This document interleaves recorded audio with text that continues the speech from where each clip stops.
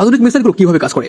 আকাশে ছোড়া একটি ধাতব দণ্ড কিভাবে হাজার কিলোমিটার দূরের টার্গেটটি খুঁজে নেয়? মনে হতে পারে একটা বোতাম টিপলেই রকেট ছুটে যায়, তারপর সোজা গিয়ে বিস্ফোরণ।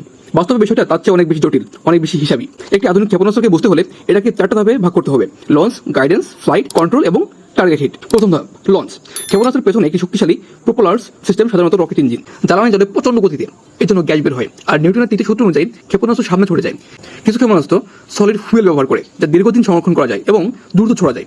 আবার কিছুতে লিকুইড ফুয়েল থাকে, যা নিয়ন্ত্রণে সুবিধা দেয়। দ্বিতীয় ধাপ, গাইডেন্স। এটাই সবচেয়ে গুরুত্বপূর্ণ অংশ।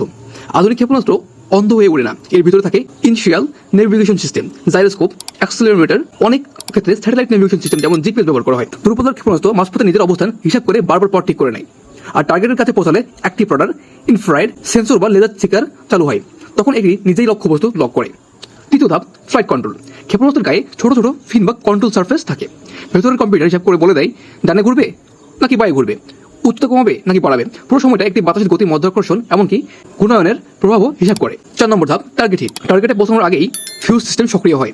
কিছু ক্ষেপণাস্ত্র সরাসরি আঘাত করে বিস্ফোরিত হয়, আবার কিছু নির্দিষ্ট দূরত্বে পৌঁছে এয়ার বাস্ট করে যাতে ক্ষতি বেশি হয়। আধুনিক প্রিসিশন গাইডের মিসাইল কয়েক মিটারের ভিতরে নির্ভুলভাবে আঘাত করতে পারে।